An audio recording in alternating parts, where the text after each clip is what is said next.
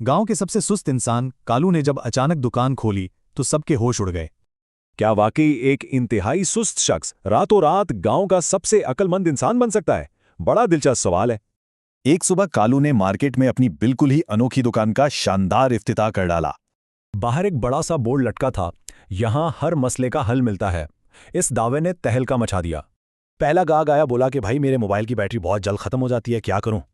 कालू ने बड़ी संजीदगी से कहा, मोबाइल का इस्तेमाल कम कर दो। हैरत की बात है, गाहक बिल्कुल मुतमईन हो गया। फिर एक खातून आई, वो अपने शोहर के ऊंचे खर्राटों की वजह से शदीद परेशान थीं।